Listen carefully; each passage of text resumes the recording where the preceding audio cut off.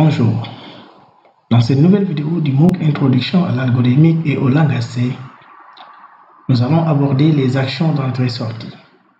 Pour cela, nous vous présentons d'abord les actions utilisées pour la saisie des données et dans notre prochaine vidéo, nous parlerons de l'affichage des données. Cette vidéo va s'articuler autour des points suivants, avec un premier point pour la représentation générale des entrées-sorties.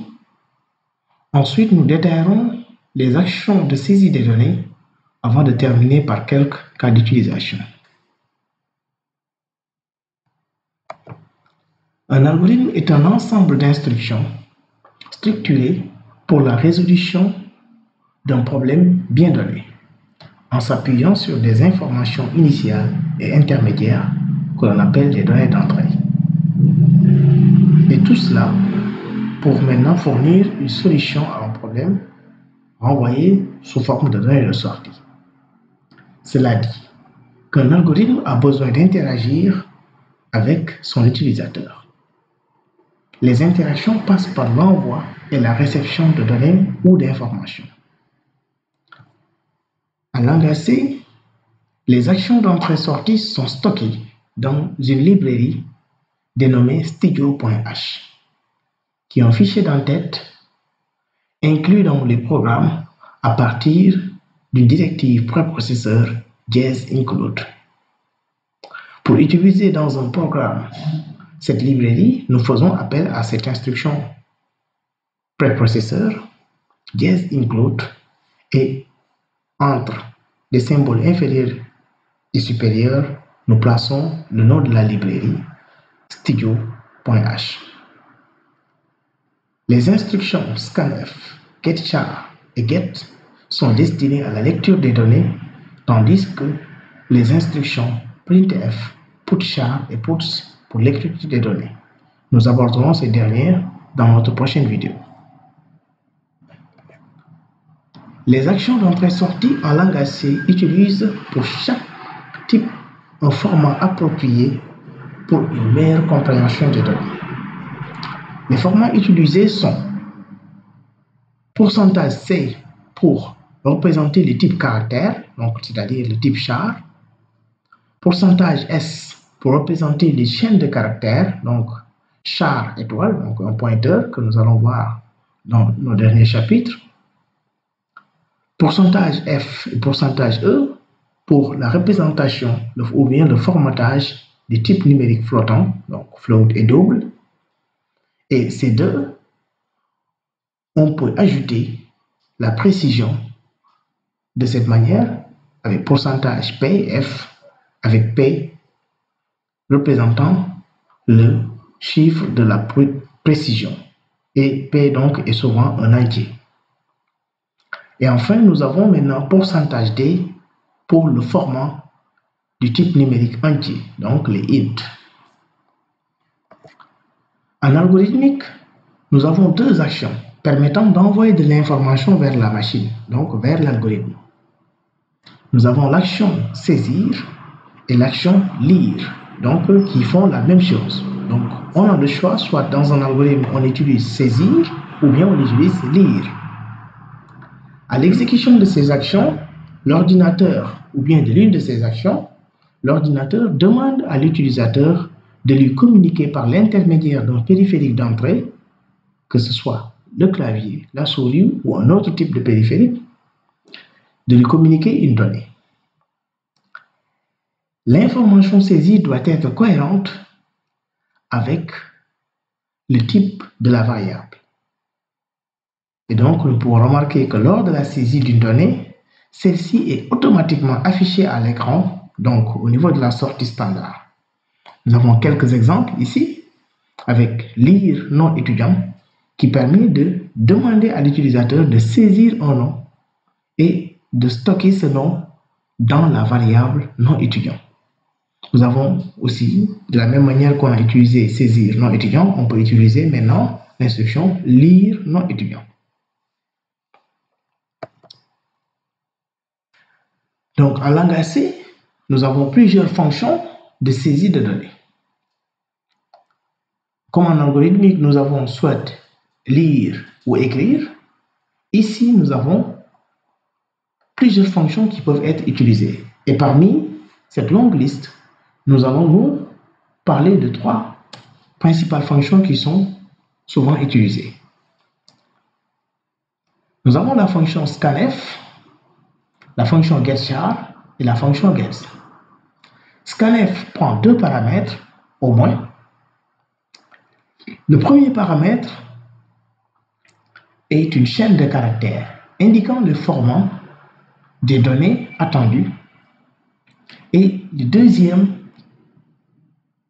ou bien les autres paramètres, donc, sont des variables conformément au format des données annoncées dans le paramètre 1.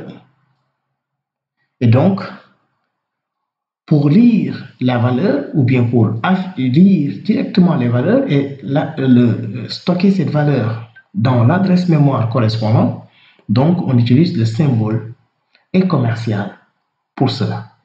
Et donc, dans cet exemple, pour lire un entier et stocker cela dans une variable NB, donc on lance cela en langage C avec scanf, %D et commercial NB. Et maintenant, pour lire un caractère et le stocker dans la variable char, donc on utilise maintenant %C dans la fonction scanf. Nous pouvons aussi, au besoin, lire plusieurs valeurs avec scanf en indiquant autant de fois la variable ainsi que le format approprié. Par exemple, si on veut lire un nombre et un caractère et stocker le premier dans la variable NB et le second dans la variable char, nous mettons dans scanf le premier paramètre, %D, %C. Ensuite, dans la deuxième partie, nous mettons maintenant les variables correspondantes. En plus de scanf, le C, comme nous l'avons dit plus tôt, offre aussi d'autres moyens pour lire des données, notamment les types caractères et les chaînes de caractères. Nous avons donc la fonction getChar qui ne prend aucun paramètre et permet de capter un caractère à partir d'un périphérique d'entrée, le clavier par défaut. Et donc, nous avons ici, pour lire un caractère, nous avons cet exemple, on met et stocker ce caractère-là dans la variable C, donc on a char C égale getChar. Et donc, ici, ce que renvoie la fonction getChar est directement affecté à la variable C. Et donc, si on veut lire une chaîne de caractères, nous avons dans cet exemple char chaîne qui est une chaîne de caractères de 20 éléments. Et donc, on récupère ce qui est renvoyé par la fonction get qu'on affecte directement à la chaîne de caractères. Donc, cela veut dire que la fonction get donc renvoie une chaîne de caractères. Et donc, nous avons ici quelques exemples d'utilisation. Donc, en algo, avec l'utilisation, dans cet exemple-là, des fonctions écrire. Par exemple, nous avons écrire, nous allons vous demander vos informations personnelles. Écrire, donnez votre prénom. Et là, maintenant, à partir de cette instruction, l'ordinateur va bloquer le programme ou l'algorithme et attendre à ce que l'utilisateur saisit quelque chose correspondant à la chaîne attendue. Et donc, pour cela, vous avez la fonction lire prénom qui est destinée à écouter le clavier et récupérer la chaîne et stocker ça dans la variable prénom.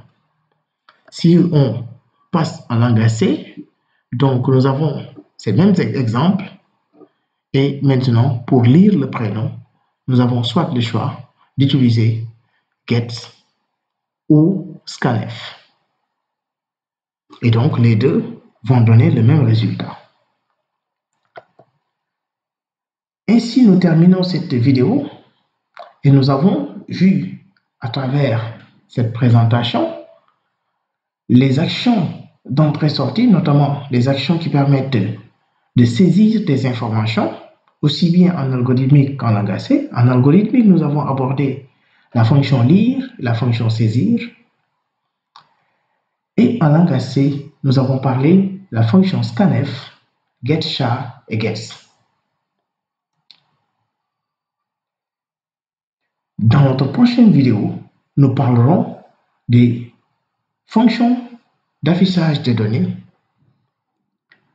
à savoir les fonctions écrire, afficher, printf, putchar et puts.